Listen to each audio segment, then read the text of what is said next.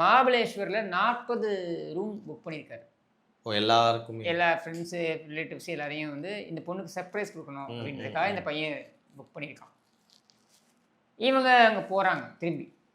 போனால் அன்றைக்கி காலையில் 10:30 மணி வாக்கில் ஃபோன் வருது இவங்க பேரண்ட்ஸ்க்கு. என்னென்னா, கீழே விழுந்துட்டாங்க. அந்த மலை உச்சியிலேருந்து கீழே விழுந்துட்டான். ஃபோட்டோ எடுக்கும்பொழுது ஸ்லிப்பாகி கீழே விழுந்துட்டான் அப்படின்ட்டு தேடிக்கிட்டு இருக்காங்க. ரெஸ்கியூ ஆப்ரேஷன் நடந்துக்கிட்டு இருக்கு. பட்டு கிளைமேட் ரொம்ப மோசமாக, இப்போ மான்சூன் இல்லையா, நிறைய காற்று இதெல்லாம் இருக்குது. அதனால் ரெஸ்கியூ ஆப்ரேஷன் நடந்துக்கிட்டு இருக்கு அப்படின்னு சொல்லிட்டு பண்ணிக்கிட்டு இருக்காங்க. இந்த பொண்ணு வந்து இன்ஸ்டாகிராமில் உடனே என்ன பண்ணுது, அந்த வீடியோ போடுது. இந்த வீடியோவை நீங்கள் பார்க்கலாம். இந்த வீடியோவை போடுது அந்த பொண்ணு. இந்த மாதிரி என்னை விட்டு போயிட்டியே அப்படின்னு சொல்லிட்டு. எப்படி அந்த மைண்ட் செட் வரும் வீடியோ போடுறதுக்கு அந்த டைமில் அப்படின்றது எனக்கு தெரியல. பட் இந்த காலத்தில் வந்து சோஷியல் மீடியா காலத்தில் பாருங்கள், செல்ஃபி எடுக்கிறேன்னு அது பாடியோடையே செல்ஃபி எடுக்கிறானுங்க. இதெல்லாம் நடக்குது. ஸோ அதனால் அது எனக்கு தெரியல. பட் அந்த செல்ஃபி போலீஸ் வந்து அங்கே இருக்கிற லோக்கல் போலீஸ் வந்து அவங்க வந்து என்ன பண்ணுறாங்க, ரெஸ்கியூ பண்ணுறாங்க. ஐ மீன் உள்ளே இறங்கி ரொம்ப கஷ்டப்பட்டு தான் அந்த பாடியை ரெட்ரீவ் பண்ணுறாங்க. இறந்துட்டான். ஹாஸ்பிட்டலுக்கு கொண்டு போகிறாங்க. இறந்துட்டான். டிக்ளேர்ட் அரைவல், டெட் ஆன் அரைவல்னு வந்துடுச்சு. இப்போ இதுக்கப்புறம் தான் சந்தேகம் ஆரம்பிக்கும்.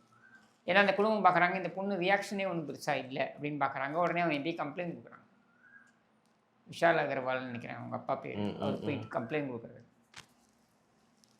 கம்ப்ளைண்ட் கொடுத்து போலீஸ் வந்து செக் பண்ண ஆரம்பிக்கிறாங்க. அப்புறம் தான் விசாரணை ஆரம்பிக்கிறாங்க. விசாரணை ஆரம்பிக்கும் போது அவங்களுக்கு நிறைய பகீர் தகவல்கள் வருது. ஏன்னா ஜனவரியிலிருந்து இந்த பொண்ணுடைய கால் ரெக்கார்டெலாம் எடுத்து பார்த்தாங்கன்னா, அந்த பொண்ணு வந்து கிட்டத்தட்ட 2004 ஃபோன் கால் பண்ணியிருக்கு. ஜனவரியிலேருந்து இப்போ வரைக்கும் ஒரு நம்பருக்கு. ஒரே நிமிஷம். அந்த நம்பர் யாருன்னா ஒரு சௌத்ரின்னு நினைக்கிறேன், ஏதோ ஒரு பையன். அவன் வந்து ஒரு கடை வச்சுருக்கான். ஒரு சின்ன கடை வச்சு நடத்திக்கிட்டு இருக்க ஒரு பையன். அவனுக்கு இந்த பொண்ணு வந்து கால் பண்ணியிருந்துருக்கு. ஒரே நம்பருக்கு 2004 கால் போயிருக்கு. இவங்க எங்கேஜ்மெண்ட் ஆகிருக்கிற டைம்லேயே இது நடந்திருக்கு அப்படின்பொழுது என்ன 238 மணி நேரம் பேசியிருக்காங்க. அப்போ தான் அதை ப்ரோப் பண்ணுறாங்க. ப்ரோப் பண்ணும்போது அந்த சம்பவம் நடந்த அன்றைக்கி என்ன ஆயிருக்கு அப்படின்னு பார்த்தாங்கன்னா, சம்பவம் நடந்த அன்றைக்கி இவன் ஃபோன் வந்து அந்த கடையில் இருக்க மாதிரி காட்டுது. அப்போ இந்த ஃபோன் நம்பருக்கு யார் யாரெல்லாம் கால் பண்ணியிருக்காங்க அப்படின்றத தேடுறாங்க போலீஸ்.